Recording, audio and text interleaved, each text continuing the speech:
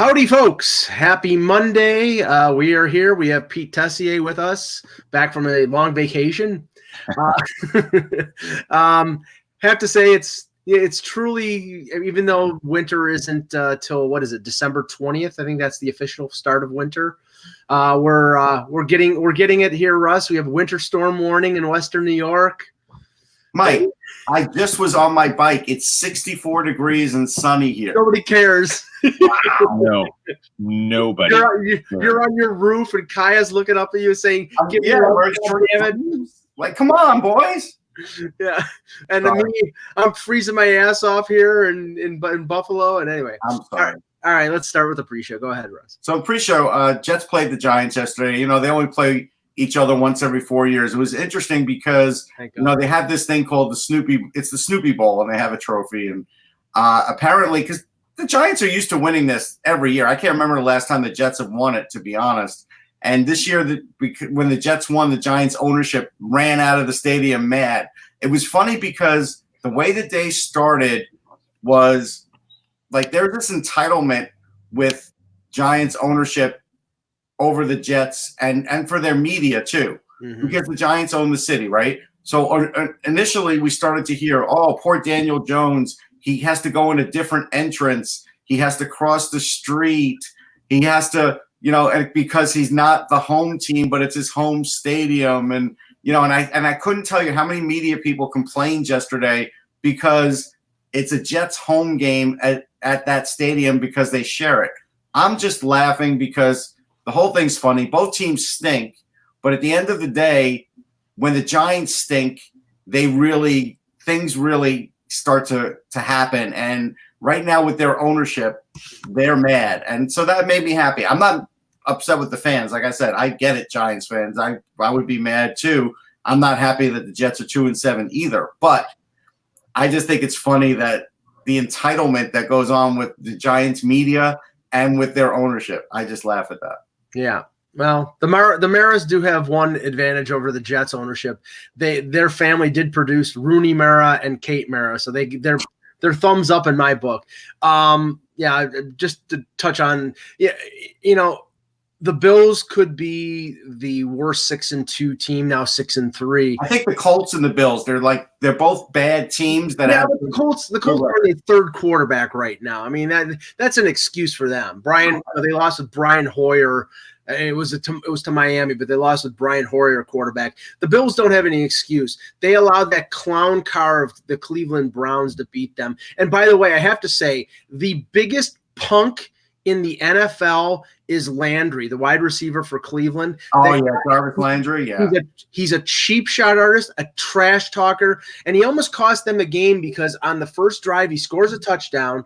He gets in the face of one of the Bills' defensive backs. He gets called for a 15-yard penalty. They take it on the extra point. The kicker misses the extra point, and that could have been a difference in the game. The Bills were leading by 4, but of course the Bills' defense allows Baker Mayfield to walk down the field, get a touchdown, and then they choke it at the end. By the way, I have to mention something about Baker Mayfield that was noticeable in this house when he was wooing on the sideline. First thing is he kind of looked like Burt Reynolds from Hooper. That's one thing. The second thing was he's not in much better shape than Burt Reynolds. Like his belly was coming out of his shirt. Like this is a 20-something-year-old kid. Like how much beer is he drinking? I can't believe you dropped a Hooper reference for us. That's one of my favorite Burt Reynolds movies of the late 70s. No, but did you notice like he's not in great shape? Hey, lots of good food in Cleveland, right? Well, they're 3-6? 3-6, yes. And this is a team that in the offseason we were hearing, well, they could be a Super Bowl team. Well, they got OBJ. They're going to be great. Well, maybe OBJ isn't great for a team. We'll see. Well, and just to touch on this quickly, I watched after the Bills' defeat. I watched the second half of the MLS Cup between Toronto and Seattle. You watched it. I didn't watch the Toronto team lose. I'm not a fan of that team, though. Oh, okay. So it doesn't matter. But he's like he's throwing a dig when it's not even a dig. I'm not wearing red. Why are you stopping? Just continue if it doesn't bother you. It doesn't. Okay. What you said bothered me. Not anyway. No. This is the thing about soccer that part of me loves it. Part of me, it drives me crazy.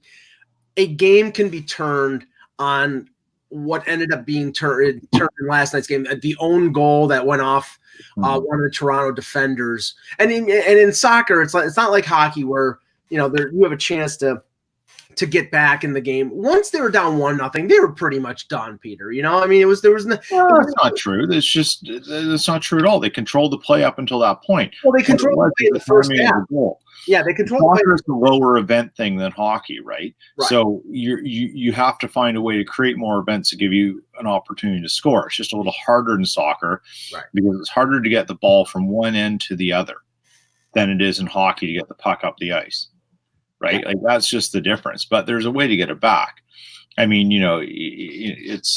look, at the end of the day, what was weird about that whole thing was I watched the post game and there's a little saltiness coming out of the Toronto dressing room. And that was a little weird.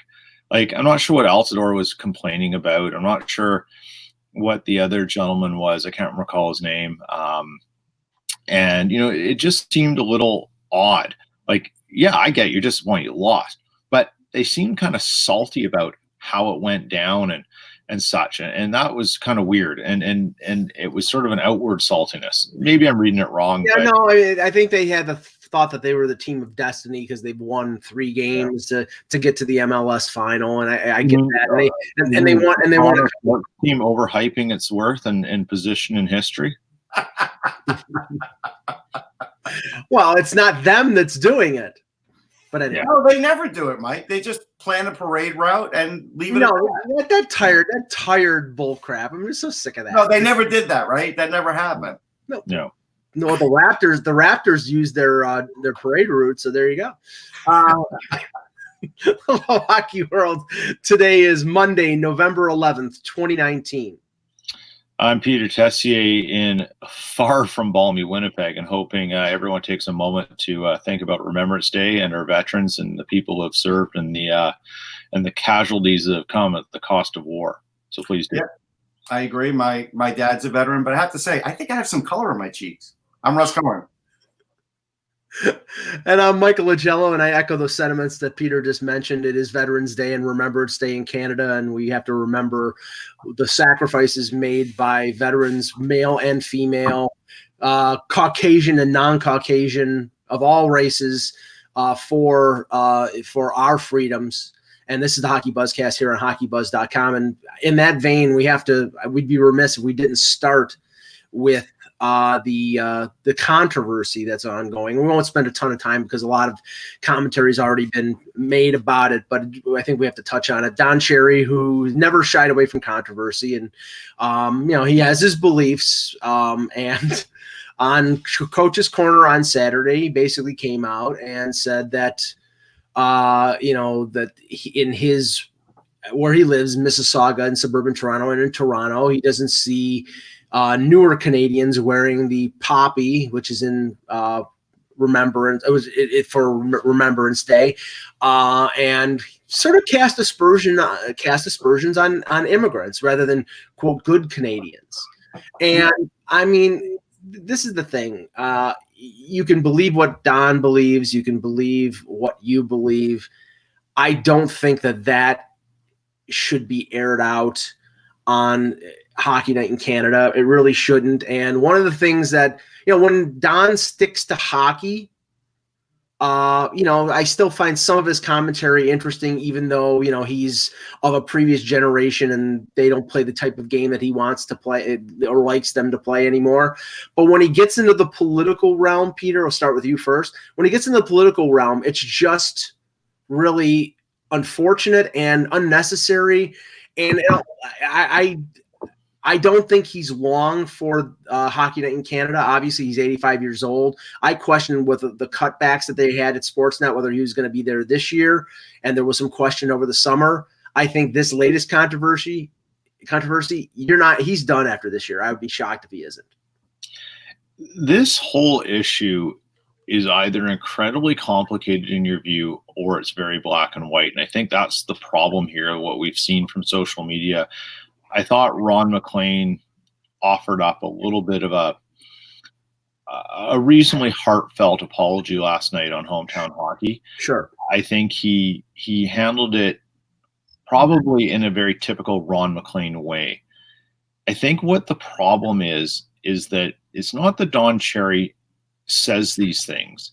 It's that Sportsnet and to a lesser extent the CBC have been tone deaf to the movement of change that's come to accepting this, of putting it off, as people no longer want to say, well, it's just an old guy who has these opinions and he doesn't really matter and he's really just trying to do the right thing and blah, blah, blah.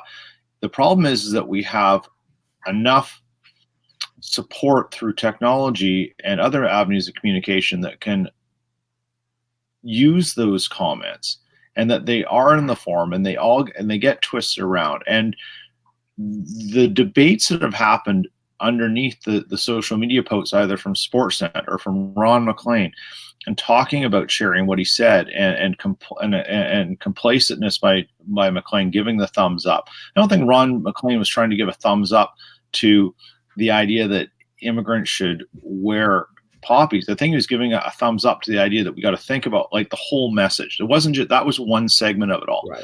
I'm not defending Don Cherry. I'm not really defending Ron MacLean either, but we twist these things around so much. And I think Don Cherry's past his best before date. That's for sure. But he's a legacy thing to something that Canadians want to hold on to. And executives have excused the stuff because they feel the value of his attachment to the past of Hockey Night in Canada, the history of it all, as it became a media force and a brand value that was maybe second to none in Canada. That's where the problem lies. And it's complicated.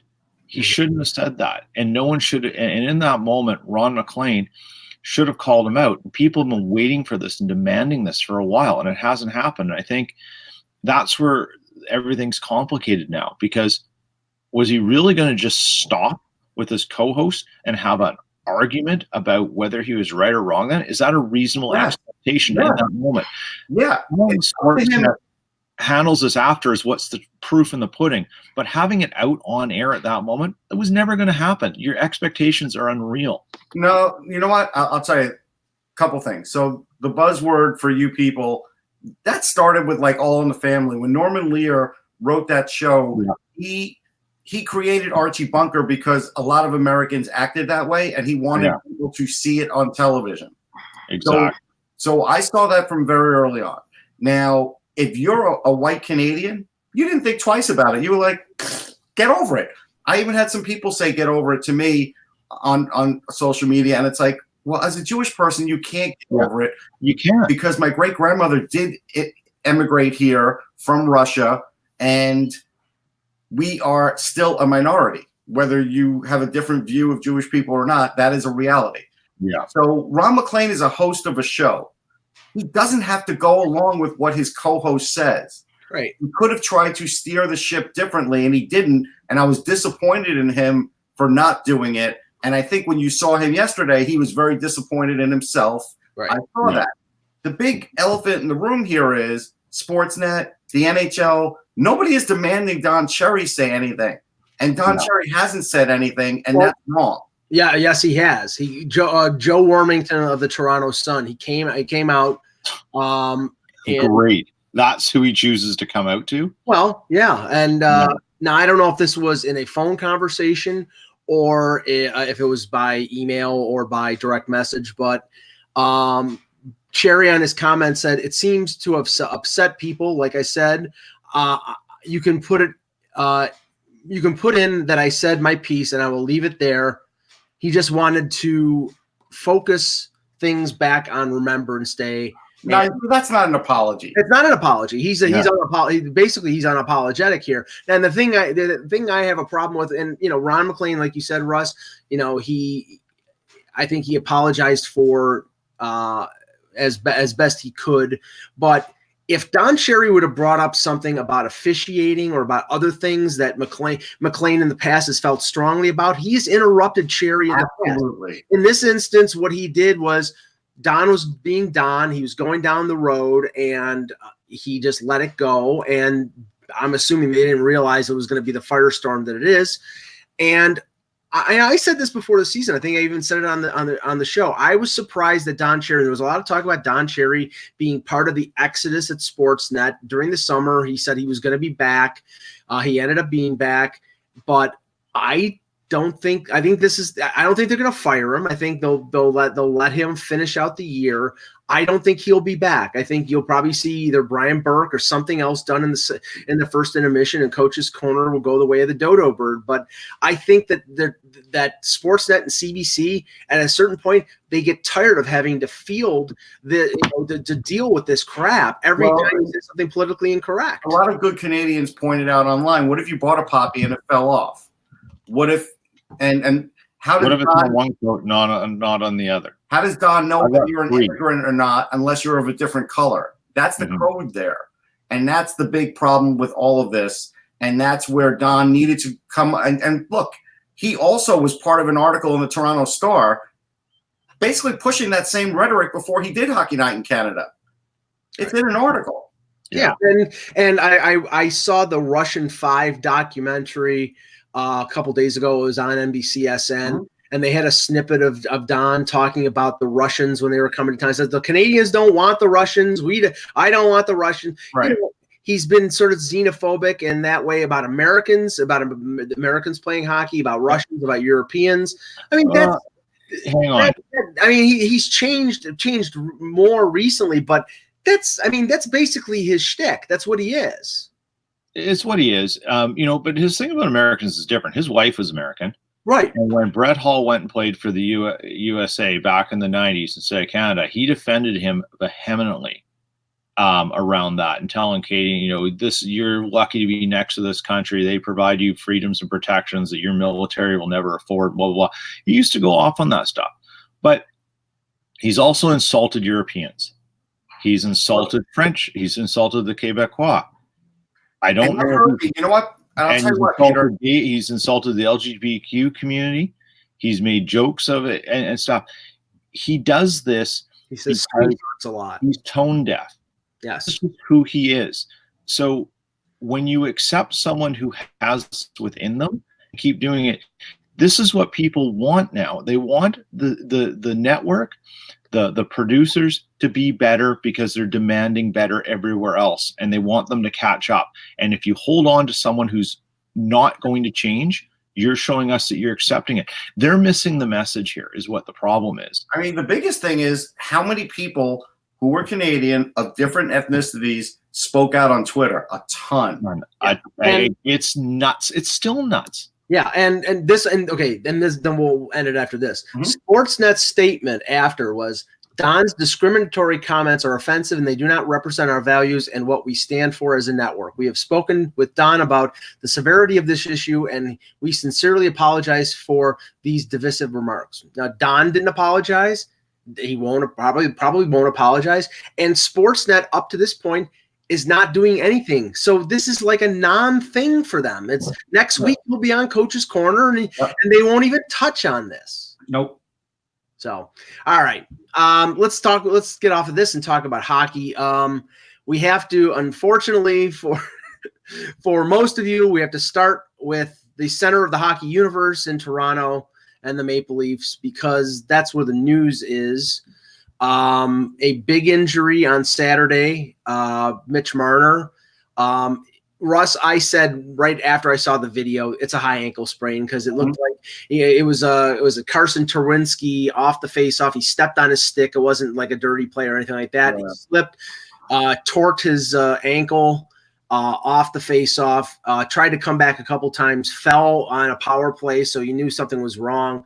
He had an MRI yesterday. They say minimum of 4 weeks. We know it's not going to be 4 weeks. We know that high ankle sprains are usually at least 6, and sometimes the player comes back and they're not the same for the rest of the year. We saw that with Michael a few years ago. I mean, this is a big injury. It does allay the decision that the Leafs have to make regarding sending players to the minors, because Zach Hyman's coming off the LTIR probably on Wednesday, and Marner will go right on it. But this is a big loss for the Leafs because he, along with Matthews and Tavares, drives their offense. Here's what I would do though. I understand this opens up more playing time for Jason Spezza, right? But at the end of the day, you're going to miss Mitch Marner's offense. Jason Spezza can't replace that. You could bring up Jeremy Bracco. You could put him with Austin Matthews, and you may be able to replace 60% of that offense. And that's your best bet in replacing it. If you just give Jason Spezza more ice time and keep everything status quo, you're going to score fewer goals a game, and you're going to have to struggle and hope that the defense covers up even more ills because John Tavares can only do so much, and Austin Matthews can only do so much. You've got to have guys.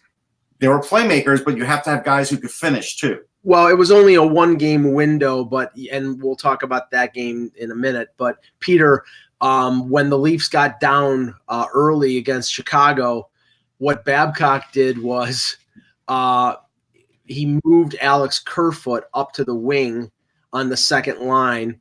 He demoted Jason Spezza to the fourth line. He barely saw any ice time in the third period, and he moved Freddie Gauthier up to third line center. Which, I mean, this is the problem, Russ. I agree. I think the move would be to bring up Bracco or Igor Korshkov or somebody like that to help out. But I think that they're probably not going to do that because Bracco defensively still has some deficiencies. I don't know whether he'll ever get a fair shake in that organization. He should after finishing second. I mean, what do you want? Do you want no defensive deficiencies, or you want offense? Because at the end of the day, they're going to struggle for offense. Well, we know Babcock will not separate Matthews and Nylander because now they're a hot combo. So right. Who fits better with Tavares? I still think Bracco would because Tavares is shooting center. But Peter, I mean, talk about the impact of Marner and his absence and what do you think that might mean for the Leafs? This is sort of the trickle-down effect of having a lot of salary cap and a lot of players. And when you lose one of those players, you gain salary, you gain cap space, right, because of the LTIR. But it doesn't mean you just immediately have the ability to fill the void because that cap space exists. That cap space has a trickle-down effect that you maybe don't have all the players available. So when you lose someone like Marner, people jump up and down. Well, we've got cap space to use, but that cap space already took up the ability to keep those other players on the roster. Yeah, and the organization. So, I mean, I think I want to go back to a tweet I sent you guys in our chat, but I think the whole thing about the waiving of Hutchison, how this game unfolded, I've never seen Bob McKenzie say something like this before. Well, it's obviously easier to waive Hutchison and roll dice with Cascisio than it is. Sorry. Kaskisuo. It's a brutal name to pronounce. Than it is to waive the 5 skaters on the ice for Patrick Kane's 3-1 goal last night, where he and the Hawks walked in from a center ice face-off and never got touched by a Leaf defender. Yeah, that speaks to what Babcock's doing, and it's almost like a veiled shot at like what's going on. Oh, it is a shot. There's no question. And that's very uncharacteristic for Bob. And I want to get Jan involved in this, but I want to go to you first on this, Peter, because you have experience observing Hutchinson. I mean, Hutchinson's played 5 games. This is Russ. This is vaguely similar to the treatment of Jonas Enroth. Yep. And when you play backup goaltenders in the second of back-to-back with a tired team, and honestly, even yesterday at times, Hutchinson, I thought in the second period and third period, kept the Leafs within striking distance where they got to within 1 goal. But in the first period, this team is comatose. They have, especially in back-to-backs, defensively, they're inept. And they hang out the goaltender to dry. And I think it was Dave Feschuk on the Leaf Lunch show I was listening to before we started said that the quality scoring chances that the backup, in this instance Hutchinson, has faced have been double quality chances than Frederik Andersen faces in his starts. So that tells you that they're hanging out Hutchinson to dry. Now, has he played well? No, his goals against is over 4, his save percentage is below 900. But it's not all on him. It's the fact that the team cannot play defensively and should play better defensively when they know a worse goaltender or the backup goalie is in. So that's my problem. But I don't think Hutchinson in and of itself is the problem, Peter. Well, there's a whole host of problems. If you can't play well defensively, you need a team that has a goalie and can stop pucks. That's the problem. Right. So the Jets are, I think it'd be an absolutely fascinating experiment. Just switch Paul Maurice with Mike Babcock right now and see what they can do. Given that Maurice would do a better job. Same kind of issues, right? Maurice would do a better job, though, because at the end of the day right now, I think with this goaltending situation, again, that Babcock has caused, basically he's going to just play Anderson as many games in a row as he can. Until he drops. Yeah. Is that Babcock's fault or is that Dubas's fault? No, this is Babcock. Hutchinson's good enough. It's both of them, Russ, because this was created by Dubas deciding to keep Garrett Sparks and waiving McElhinney. Sure, but then we got to move past that. And Sparks blew. And then they had to trade him because he was a terrible goaltender, and they tried to bring in Michael Neuwirth, and that didn't work, and now they were stuck with Hutchinson, and they haven't played well in front of him. So now apparently David Pagnotta reported they reached out a couple weeks ago because they were seeing what road they were going down. They reached out to Scott Darling, and Scott Darling instead of reflecting the interest of the Leafs signed in Austria. So, that tells Jan, you watch a team that actually has a backup goaltender who's good. Is there a difference between the way the Rangers play in front of Georgiev and the way they play in front of Lundqvist? There's no question. It's kind of the inverse, right? So, and Russ can probably weigh in very well on this. So, a couple of things. There's been a lot of articles written on it. So, first of all, Georgiev is a much better puck mover than Lundqvist is, and it helps the defense because he's able to move the puck so freely. It gives them additional time and space to try to get the puck out of their own zone. B, he's actually been fairly decent in terms of rebounds. May not be as quick side to side as Lundqvist is, but he's done a little bit better job of rebound control. Mm-hmm. And it's just because of those two facts. In addition, the team as a whole, and you can look at Cam Talbot, you can look at Antti Ranta, you can look at all the numbers of the backup goalies. The defense seems to do a much better job in front of Georgiev than it does in Lundqvist because they know with Lundqvist, the likelihood of him making a spectacular save is pretty high.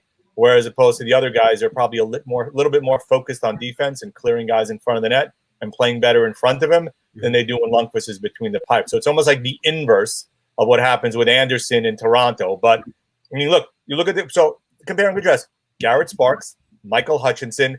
Look at the backups that have existed in Toronto and what they've gone on to potentially do or have done, and then look at Talbot, what he became in Edmonton, Ranta, what he became in Arizona. And Georgiev, if he gets moved, you're talking about a vast discrepancy in terms of talent level between them. And that's why McElhinney with a goals against of like 2.1 and the save percentage of like 930, and he was under contract for less than $1 million. They waived him to keep Garrett Sparks. That decision has had ripple effects over the last year and a quarter with the Leafs. And really now, Peter, you were talking about Marner being put on LTIR. What if he was out for the year? They could spend that $11 million. Yeah. He's not. He's going to be out for 6 weeks, which means you got to keep that space open. So you can't go out and get yourself a backup goaltender who's making $1.5 million because then you have to create the space for the $1.5 million once Marner comes back. That's the trickle down of the cap thing of loading up on too many high-end high salary players, whether they're good or not. Jets have the same issue, right? They can't trade for anyone because they don't know what's going on with Byfuglien. Well, I want to sort of go around the league, but let's touch on that first. There hasn't really been any news. I know that Cheveldayoff has been very careful about what he has said because of there may be some sort of PA NHL issue here with the season-ending medical evaluation of Byfuglien where he was cleared, which I find it tough to believe because we know that he came back late in the regular season and was playing hurt against St. Louis in the first round. They cleared him, and then he comes, and then he's going to retire, and then he has surgery because what did he sprain his ankle fishing? I don't know where that injury comes from if it doesn't come from playing hockey. So here's where, this thing, now that it's sort of opened up and we have a fairly good understanding of what the parameters around this underlying issue are. Byfuglien has surgery. The Jets know what the problem is and why things have gone weird. It's that they weren't. It's just that they were never involved in any of the decision making. So that's probably why things are so bizarre, right? Somehow something divided between Byfuglien's trust in the team and the Jets' trust in Byfuglien. There's a trust issue here. Who's right? Who's wrong? Right. What I don't understand in this, from the Jets' point of view, is Byfuglien is essentially the face of the franchise. He's beloved by all. Even when he does his typical crazy Buff stuff that drives fans nuts in the moment, he's still beloved. Like the guy, he's a cult hero here. You're now taking the lone face that's been stable with this franchise since he came here. They're kind of their lone star, right? The real superstar arrived when Atlanta came to Winnipeg. And you're now kind of nickel and diming around his salary or whatever it is. I don't know. I don't know. I don't understand this. It's so strange. And, people have been, there's been social media venom at his family. It's just bizarre. And the Jets have done nothing since this happened to smooth this over because they are not in agreement. And what purpose does it serve you to go down this road? I don't see the end game for them here. Okay, but I think $7.6 million. I think lawyers have probably told the Winnipeg Jets to kind of cool it because there's a medical procedure that's been done here, and we don't know who approved and who didn't. Right? Mm-hmm. Getting past that, Byfuglien could have cured all of this if he'd have told everybody in July, "I'm not coming back." But he didn't do that. That's not the Winnipeg Jets' fault. It's really not. That's his fault because he waited. Right. And it's his prerogative, but he waited really right up until camp and then just was like, I'm not sure. And that's not the Winnipeg Jets' fault. It's not.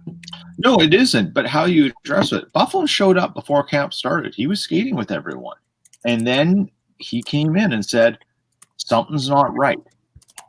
Then everything went silent and strange. And it's odd. It's very odd. And somehow it all has to do with the medical procedure. That's probably what's part of the issue. So we don't believe you had a broke. It just seems. But what benefit is there to the Jets to dispute this to the level that they've taken it? That's what I don't understand. Go ask the Leafs and Jared Cowan, same thing. Yeah, and Jared Cowan clearly had surgery. Who compared to Dustin Byfuglien? No, I get that. No, but it's the same situation is what I'm saying. Cowan had surgery without the Leafs say so because the Leafs cleared him medically, and he went ahead and had surgery. And then when it came down to the decision, the league found in favor of the Leafs. Now maybe they had something to do with Lou Lamoriello, but okay. But still, they ended up not being able to buy him out of his last year of his contract. All right, let's move on to. I want to sort of touch on a few things here and to put it up. I'll go to you first, Jan. Looking at the Metro, the Capitals 13-2-3 leading the division. The Islanders continue to be hot, 11 of the last 12, 12-3-1. Philadelphia Flyers at 10-5-2, 22 points. I've seen the Flyers twice in the last week. Not really. There's talent there. I'm not really that overly overwhelmed and impressed by them, but they're doing well. I mean, what's your read on the Metro right now, Jan?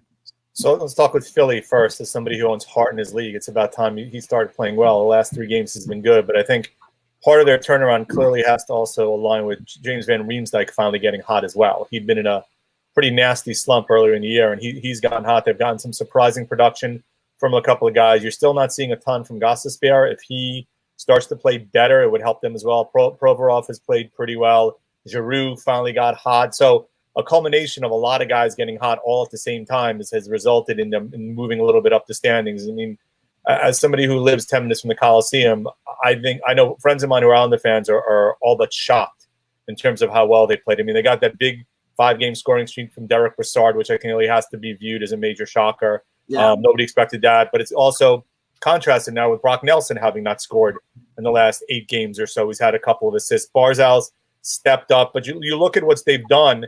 Their defense doesn't scream phenomenal, right? But you look at how they played in front of both Greiss and both Varlamov, with both of those goalies playing great. And Trotz has done a nice job of juggling those two guys. It's almost like if you look at Edmonton, what they've done with Smith and Koskinen, right? Both guys have alternated. Both guys have played well. The same thing, Greiss and Varlamov happened same last year with Lehner and Greiss, that both of them have played particularly well.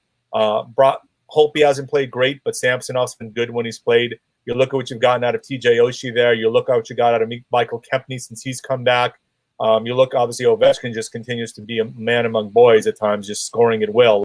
I know you guys have talked a couple times. We have also the Gretzky record, what we thought was unattainable and unassailable, starts to come into a little bit of question if Ovechkin can kind of stay healthy and hot, which he has most of his career. And if he stays in the NHL. Yeah, okay, fine. We can tackle that as well, whether or not he'll stay or he won't stay.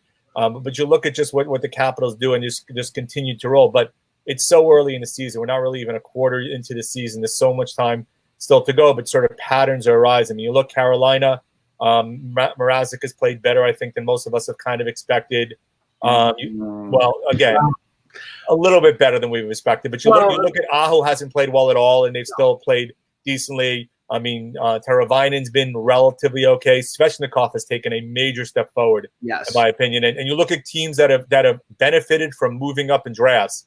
Carolina going from 11 to 2 that year. We're going to look back on it and go, wow, that was a huge move from them. And how much of a jump that's done to their step forward in terms of a franchise and an organization.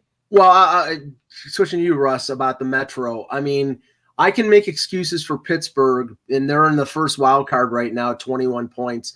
Losing Malkin, losing Rust. Now Malkin is back. Rust is back. And they stayed relatively close, so that bodes well for them later in the year if they stay relatively injury-free. That they one thing, Crosby's out the next 2 games, so. Right, but it's not a serious. Well, they say next 2 games. I mean, we all know how we also didn't think that Mika Zibanejad was going to miss the last 6 and now out the next 3. Thanks for stepping on my narrative there, Jan. But Russ, Carolina, you have to depend on James Reimer for good goaltending. You're in deep friggin' trouble. Because I think their fans are finding that out. I think he's 0-4. Yeah. And, that's going to be a problem. Mrazek has played okay, and he's had some great games. There's no question. But I don't like the way that team's playing, and clearly Brind'Amour has now finally equaled the level of pissed offness that Jordan Stahl was at just days ago. It took Brind'Amour a little while to get there. They've got some inconsistent play going on, so we'll see. They're a team that has to play their system to a T because they don't have the greatest goaltending. And so if that wavers a little, they have trouble. The Islanders, I still don't get why. I mean, I'm kind of mad at Barry Trotz with what he said about Oliver Wahlstrom. Hey, you can see all the skill and everything, but we're going to send him down because, he's basically got to learn the game. Well, how about you teach him, Barry? What the hell ever happened to a coach helping a young player? Why are you throwing it on Bridgeport to get him ready for you? And then maybe he'll feel like bringing him back up when he's dying for offense later in the season. And I don't even know if Josh Hosang's even showed up to Bridgeport. He has. I'm pretty sure he has, Russ. Okay. I think he showed up. What Barry is saying is I don't have time to teach Oliver Wahlstrom. I need to play Ross Johnston, right? Matt Martin. Right. Look down the road. Like, I get your system's working. But I think they're a little full of themselves, coach-wise. I do. And look, and Mitch Korn's great, and I will always give Mitch Korn credit. But you look at this team, and you look at the results of last year when they got swept by Carolina in the second round, and I can't help but think they're going to go the same way. It may not be Carolina that sweeps them. It could be somebody else because it's very hard to keep that going. But I want to say something about Wahlstrom. Russ, let me ask one thing, right? So you talked about Wahlstrom offense, right? Right. The major thing you and I both talked last year before the playoffs was the Islanders lack scoring talent up front. Right. That's going to be basically their Achilles heel when they get to the playoffs. And they had a surprising sweep in the first round, and the flip side happened exactly in the second round, right? But there's still questions as to what Wahlstrom is going to be offensively in general, based upon what we saw in the minors, based upon what we saw in BC last year and the first part of the AHL this year. But let him work with Cal Clutterbuck or some veteran and bring him along. Like, there's more benefit to trying to bring him along because you could see the talent and he's physically built than to let him just try and figure it out at the AHL level and bring him up if you feel like you want to. Like, there's a lot, again, this is where Trotz would rather have a veteran who he doesn't have to worry about, even if he's going to score less, because he's going to be like, look, we're scoring 1.5 goals. We're going to give up 1.2. And that's great, but that doesn't work forever. It doesn't. Kaya. I want to yeah, Kaya is agreeing. But Washington is the class of the East. Yeah. And they're the best team in the East, and they're going to be the best team in the East. I don't care about the Bruins. I don't care about anybody else. They have – listen, you can make whatever faces you want, Mike. They've got 4 lines. The Bruins don't. And they've got better goaltending than the Bruins do. You could rip apart Holtby and nitpick on him, but that combination of him and Samsonov are terrific. Okay. Well, I mean, one thing, Mike, to me, at least you may get to it. The guy that's really driven the bus this year is Carlson. The level of play he's been at the first part of the year is just absolutely unconscious how good he's been. Peter, I just want to get your thoughts on the Metro before we move on to the Atlantic. But I mean, I agree with Russ. I haven't been impressed with anybody more than Washington this year. I just think Boston, the way they're playing, even though they're a glorified one-line team, maybe 2-line at best, I think Boston's going to make moves before the deadline, and I still think that it's going to be tough to get by them if they meet in the conference final. But what do you think of the Metro right now? Well, I haven't seen a lot of Washington, but I paid attention a little bit, but without watching games, and they have been very impressive. The Metro's kind of it's sort of a division that has just needed one team to step up and take it, and Washington did that, right? They've seized kind of the mess. I also think the potential for the Flyers to come in and do something there is very possible too, but it just seems that when one part of the Flyers game right, something else falls apart, right? Like there's no balance, but they've got all the ingredients there to take a stab at it. Right. I think whether you can get them consistently firing in all aspects of the game. So let me talk about that for a sec, because I didn't mention the Flyers because of Kaya, but Pete brings up a great point. We don't know what's going on with Nolan Patrick anymore. We have no idea. He skates. He's not playing. Is he migraine free? Is it something else now? We don't know. So Nolan Patrick's the great unknown. Philippe Myers has done a great job filling in, and now he may have won himself a spot. That helps him. But Gostisbehere has no confidence, 0. And I'm not sure he's getting it back this year. Like that's something that's going to be a hard road to see if he gets it back. So that's something that has not been great. And to be honest, they're on a hot streak right now. That's all this is. You look at a team, they have a coach who's going to push them all year, but they're on a hot streak, and this is their best record on a hot streak. When they lose 4 in a row, they're going to be a team that's just either in the second wild card or outside the bubble. I don't think they're any better than that. They're going to have to prove it tonight. What do you do with Gostisbehere then? Gostisbehere is a trade waiting to happen. I'm not. Or do you send him down? No, they won't send him down.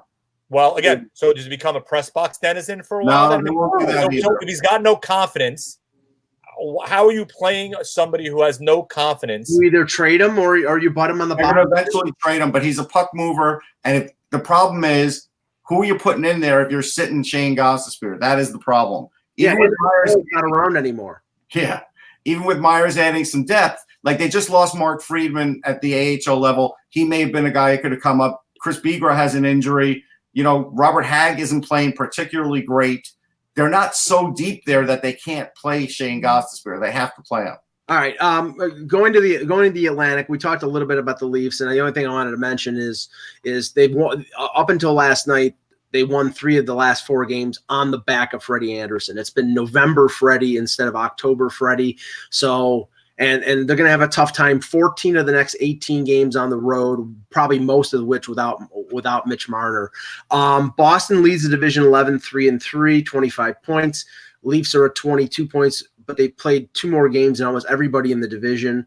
Montreal at 21 points. Here's where I think that things have changed. Florida's at 21. They've been sort of mildly consistent, not decent, not great. Bobrovsky's playing a little better now.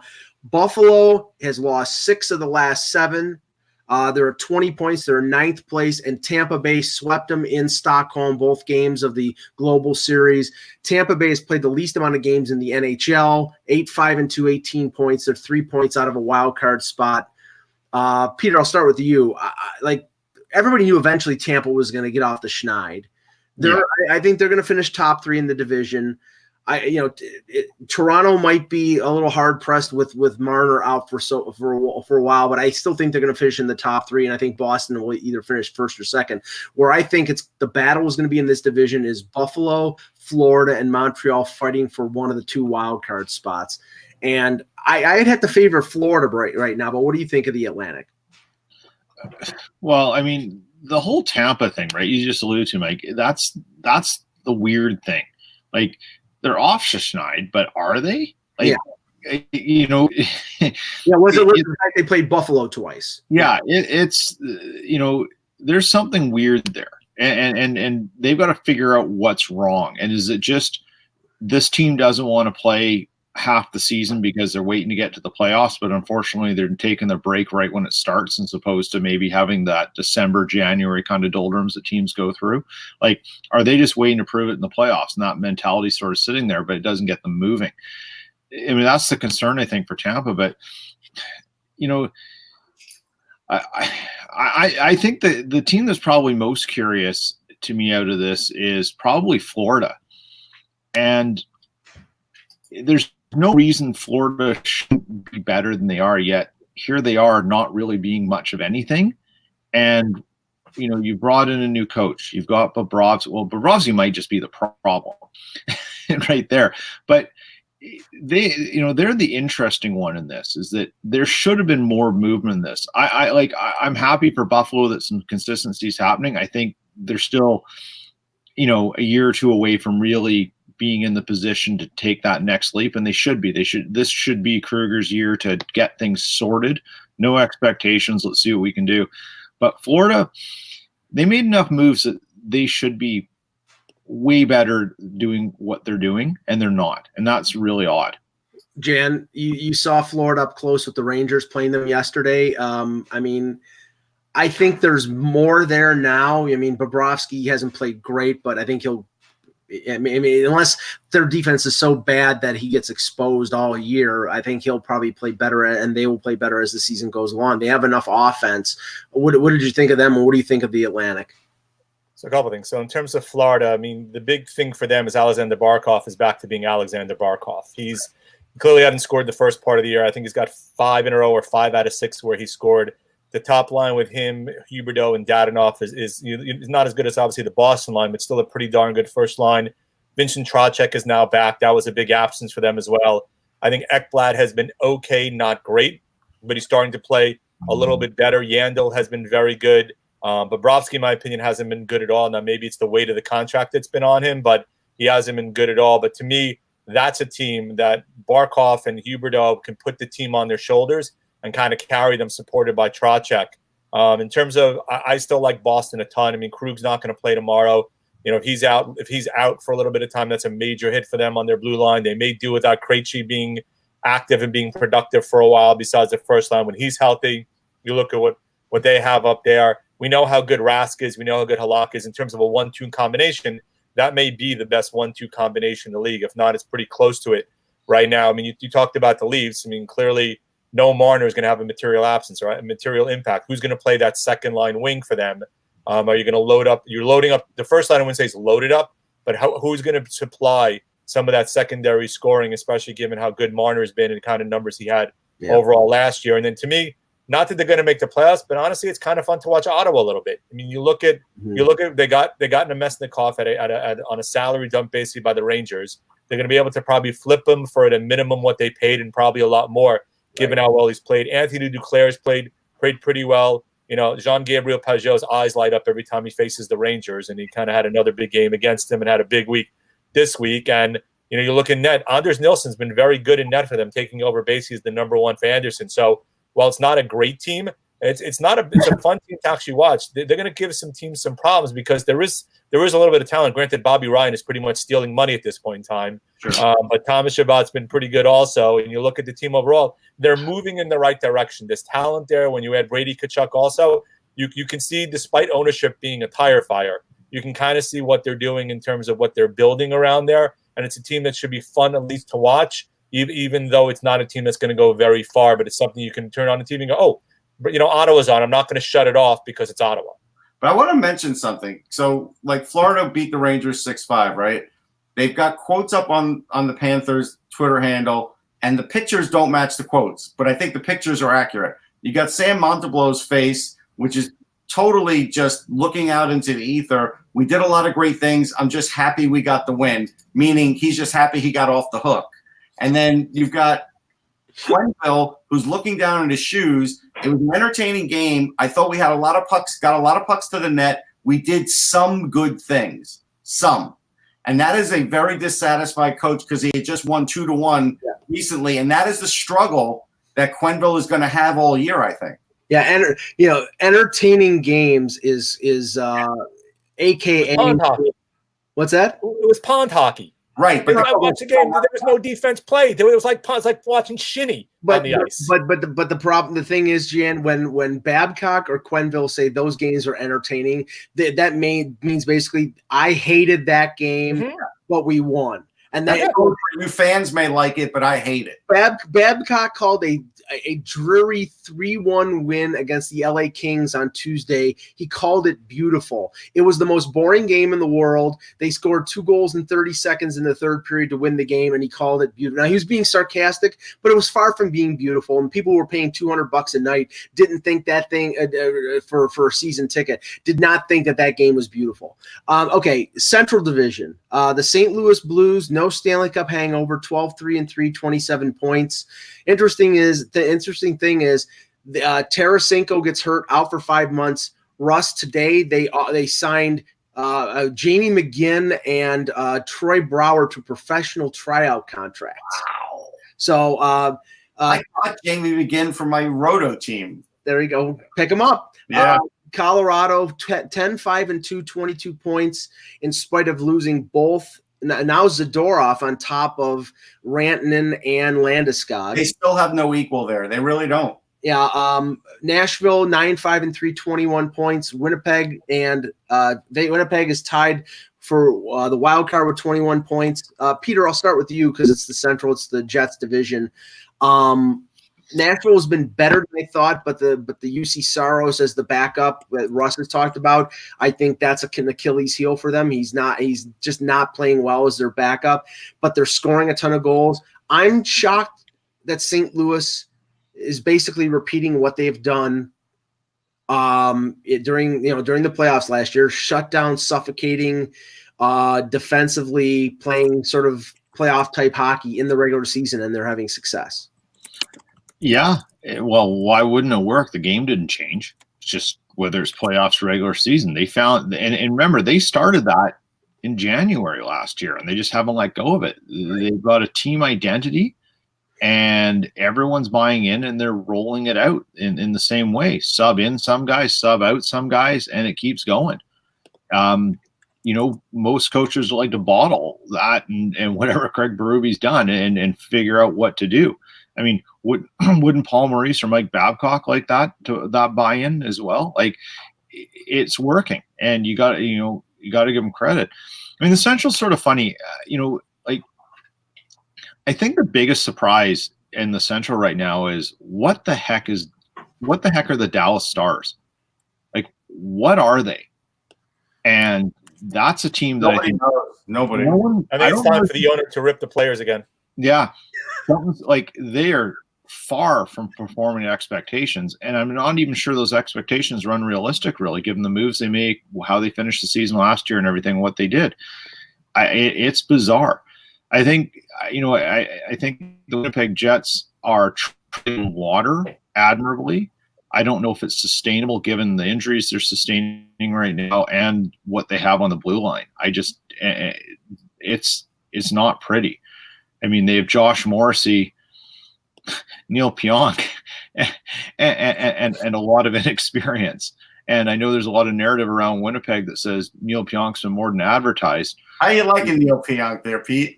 I will say, Pionk's actually played pretty well. Man, stop. He has. I'm sorry. You know what? You can say what you want. Look, Russ, I wrote enough about him every single game last year.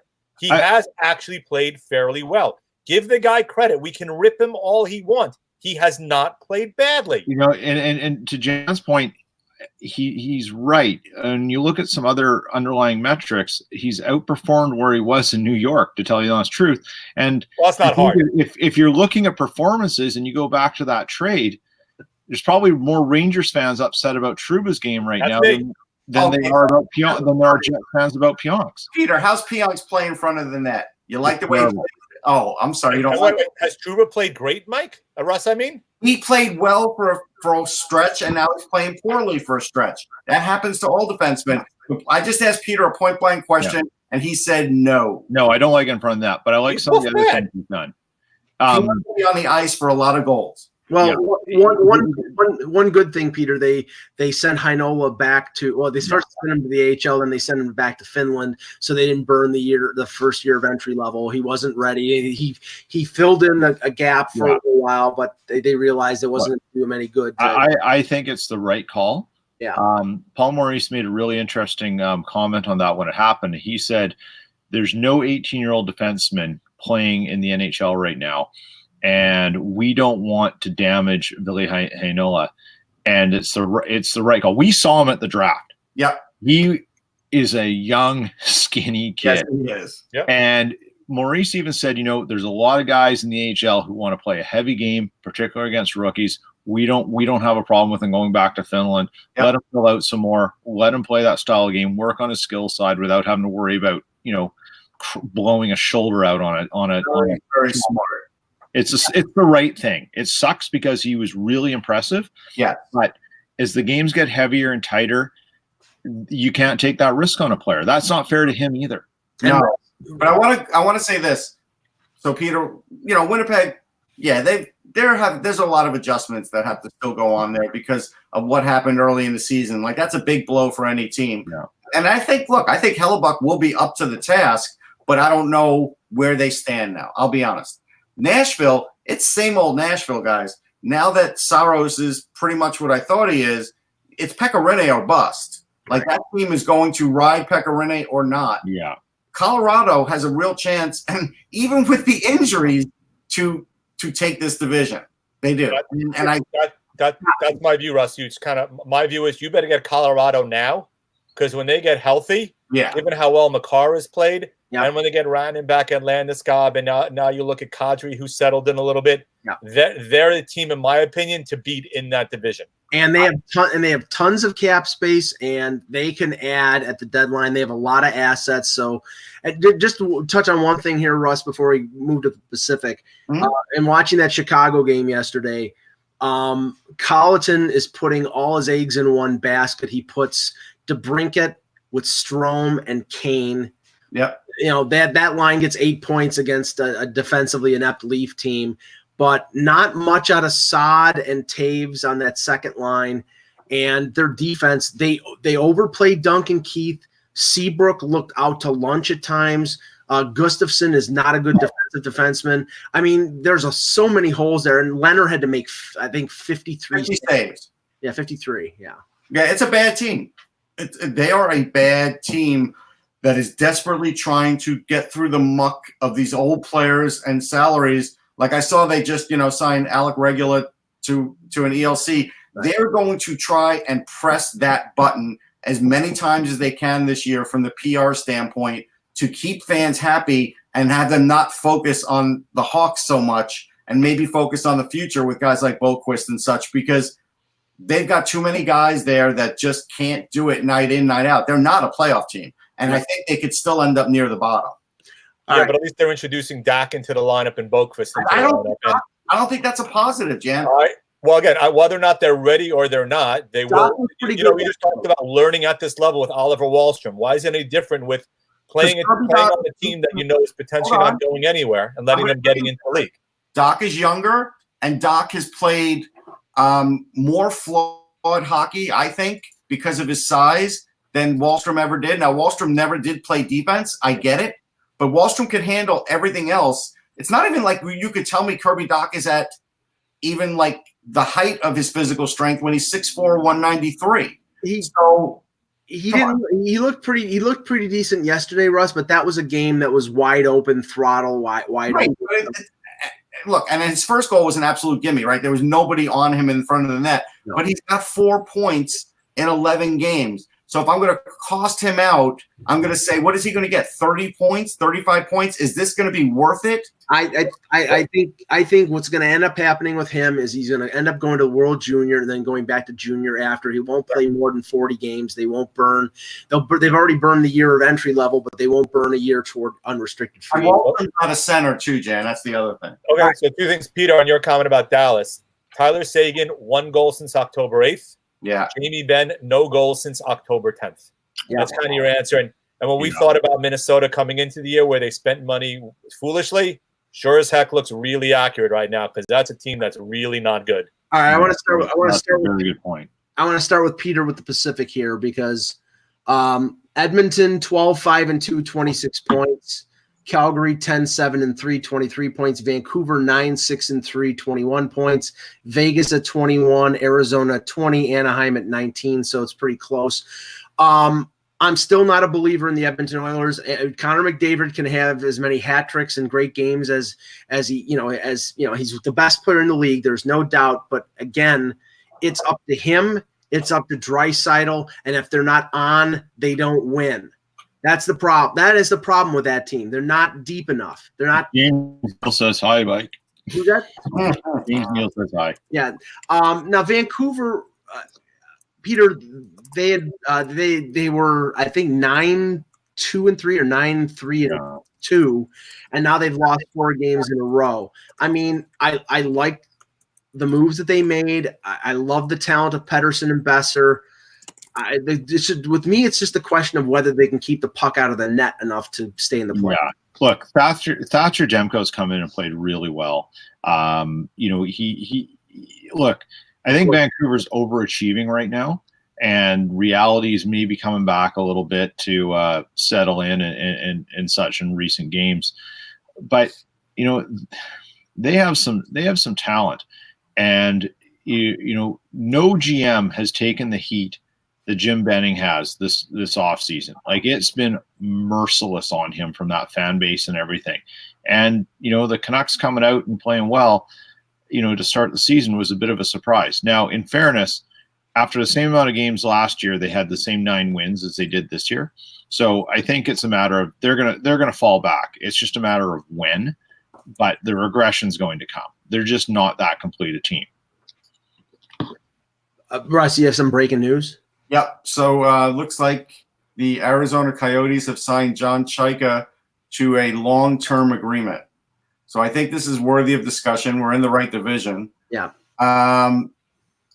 It's interesting because here's the quote. I'm fully confident that John is the right person to lead us moving forward and help us bring the Stanley Cup to Arizona. Majority owner, chairman, and governor Alex Marullo. Now, I think John Chayka does a lot of things right, and I think John Chayka does a lot of things wrong. And I think when you look at the record each year, this is always a team hovering around 500 or less, NHL 500, and they generally don't make the playoffs. Right now, if a season ended today, they'd be out of the playoffs again, even though we've agreed that they have looked good at times, and then we've agreed they've looked bad at times. I don't know if I would give them a long-term deal simply because I don't think the draft has been strong enough for them for the last 4 or 5 years to produce enough talent on the ice, and they've traded some of that too. So tell me why this team shouldn't have like 4 lines of really good players with the amount of players they've drafted, right, and in the positions they've drafted in the last few years. Does anybody have any answer to that? No, they bailed on Strome too early, and now Strome is producing decently in Chicago. If the goal was Strome being a number 1 center, they misdiagnosed him because he's not. He's at best a number 2. I saw Hayton play against Buffalo. I think he's a good young player. I think he has a chance to be a good young player. I don't know whether he should be up in the NHL right now. Right. He's playing third line with Lawson Krause. Do you really think that that's a good avenue for development? I mean, I like some of their talent. I like some of the players if they could stay healthy.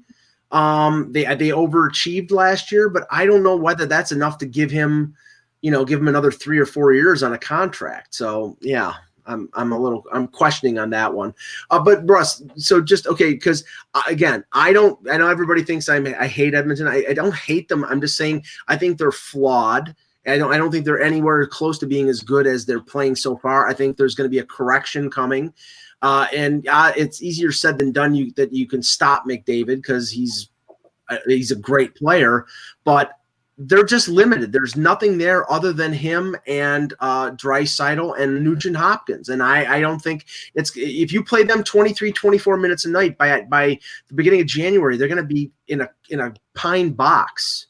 I mean, it's like we talked about earlier. If you get out to an overwhelming lead in this league, it's like having a small leak in a grain silo. You don't really notice it for a while, but then you just start losing. You start hemorrhaging points here. You start hemorrhaging points there. But you could look pretty good for a while, and they're going to look good through Thanksgiving. But if they keep playing around the way they're playing now, it's not going to end well for them. And even with the start they had, they don't have the personnel. They don't. I mean, even James Neal, 12 goals, 2 assists. He's a -7.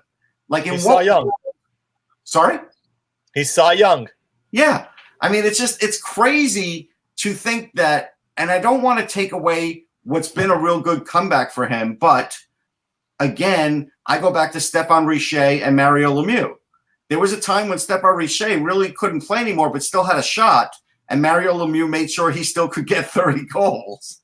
So I don't know. I mean, you can use that argument, but they tried Milan Lucic a couple of times with Connor McDavid and didn't play well. So Milan Lucic had been so past it even before they got him in a deal. He was never the player James Neal was really ever.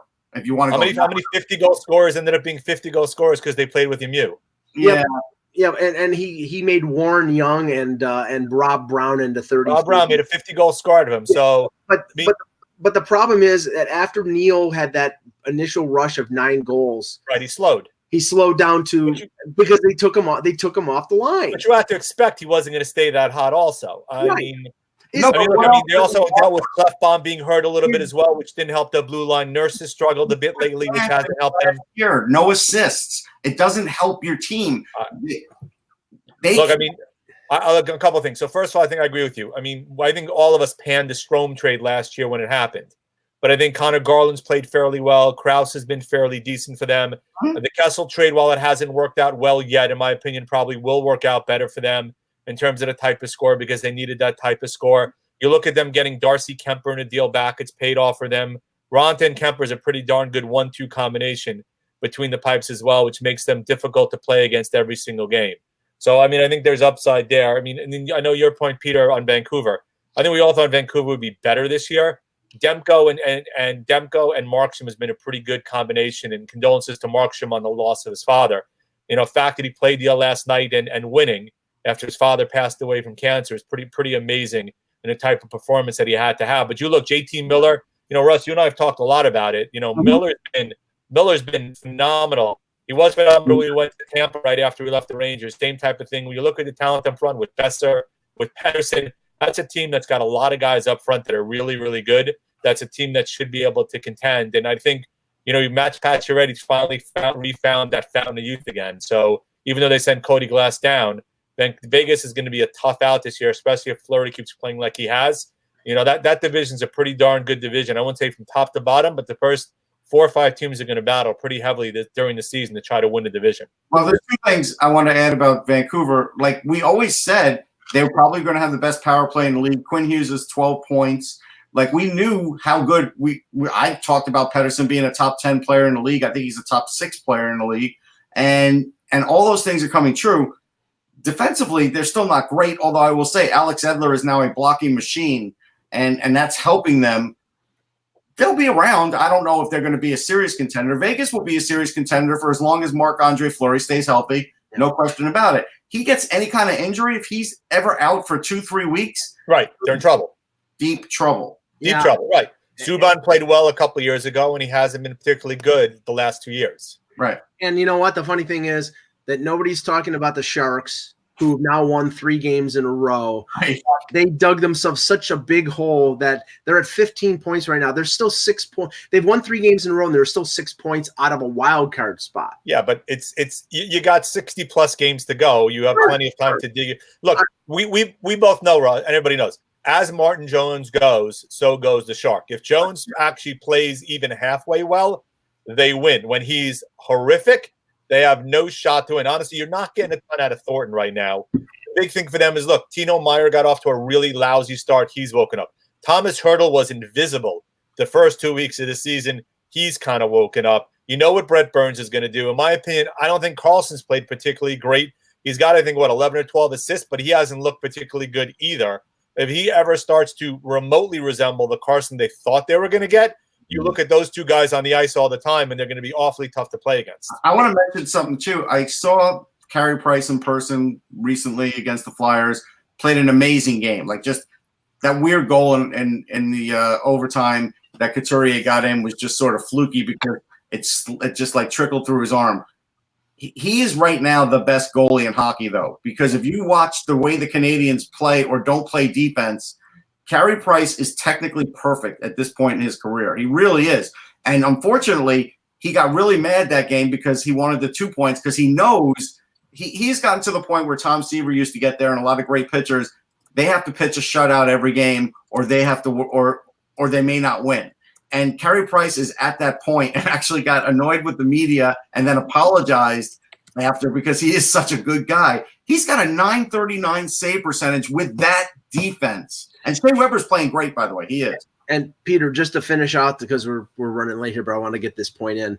And seeing the LA Kings this week, I have never seen a team more in need of a rebuild in my life. And it sounds like anybody not named Kopitar or Doughty or anybody who's not a young player under the age of 22 is available. But the question is, who in their right mind is going to take Dustin Brown, Jeff Carter, maybe Toffoli because he's an expiring contract, but they got so many contracts that I don't know how the hell they move them. Yeah, it's bizarre. You move them by retaining some.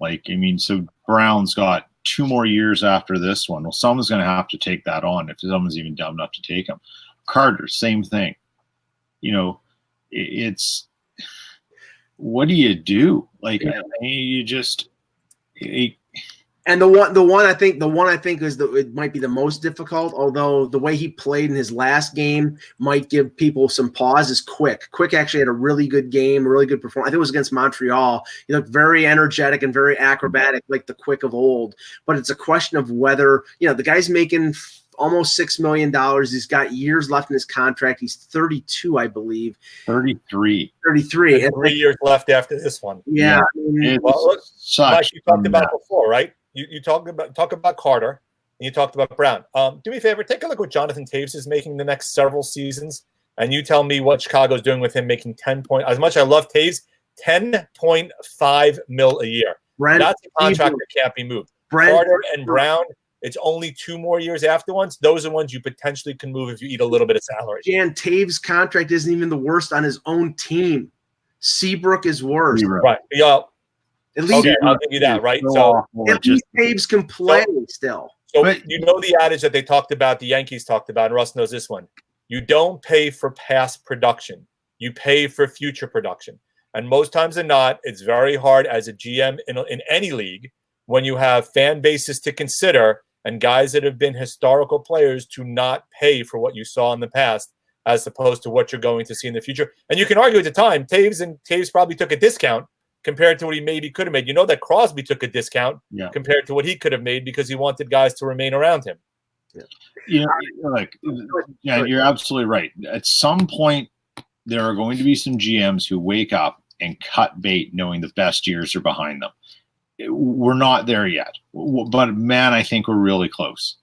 And LA and Chicago are the best reasons. Now, I remember seeing an article written, I can't remember when it was, but I think it was the end of last season, and it was, fans really upset. And the writer said, would you trade those 3 Stanley Cups back? Would you hand them back now and give them up? All those things that we won, all the incredible runs that this team went on, would you give them up because you don't like what's happening now? That's the cost of success. Same for LA. One more breaking news. Sorry. It. Go ahead. I apologize. So Jesse Puljujarvi now says he's focused on finishing the season in Finland. Yep. That's it. Game over. Edmonton can no longer trade him now. Well, he still can come back. I mean, here's the thing. And Russ, I'll refer to you as the draft expert, right? everybody's talking about the Rangers going after Puljujarvi, right? Everybody's talking. Here's my question. Boy, should Edmonton, everybody thought Puljujarvi was great. Can you imagine if they had taken Matthew Tkachuk in that draft instead of him? And B, how good is he? We saw very little in Edmonton to show how good he is. If you're a team, how much are you giving up to get him? You're giving up like that's the problem. Everybody has this thing that, oh my God, he's great, and he may very well be. But you're gonna pay pennies on the dollar because you don't know what he is. That's the problem right now. Is the fact that teams are not offering a ton. Ken Holland says, I'm not going to trade him for that little. And Puljujarvi's like, if you don't trade me, I'm not coming. So but he's already saying he's focused on finishing the season. So that basically tells you that changes if he gets traded. I don't think it does. And I think now even if he scores 2 points a game in Finland, is it changing your view on what he is? But with all those other risks, I'm now saying, and Peter probably would agree with this, if you're a GM based on what Puljujarvi just said, why in the world do you trade him for him when you don't know if he's ever going to come back from Finland? Well, I think you could have a conversation with him before. I think you figured that one out pretty quick, Russ. You just got to talk to the agent and say, we trade for you, you coming back. You got to have that permission from Holland. You're probably not getting him this year, so you're getting him for the future. So no, not necessarily. I don't think. You know what? There's going to be a team that's smart enough to say, I can get him on pennies on the dollar, and it doesn't matter if I get him this year or next year. And get him back and get him for that, and let Holland get what he wants, and say, you know what? It doesn't matter if he comes back and flips the switch for us this year. We need him to flip. We need it flipped next season because this one's cooked. This is like when the Buffalo traded for Evander Kane after he was injured. Right. It didn't matter to him. Right. This is far enough out from the December 1st deadline that him coming out and saying this, if Ken Holland thought that he was going to fold and come back to Edmonton, I think he realizes, especially after Holland went over to watch him play in the Karjala Cup, that I'm sorry, I'm not playing for your team. I don't care if your team is doing great. I'm never playing for that crap organization again. That's basically what he's saying. And he's sticking to his word. If he has to stay in Finland for a year and force them to trade him next summer, fine. But I think there's still a chance he gets moved before December the 1st, and he gets moved to a team that he would sign with. But we'll see. All right, running a little long here, so we'll end the show there, and we'll be back tomorrow with another edition of the Hockey Buzzcast. Thank you, Jan Levine. Thank you, Peter Tessier. Thank you, Russ Cohen. I'm Michael Agello. Thank you for watching, and remember, without the buzz,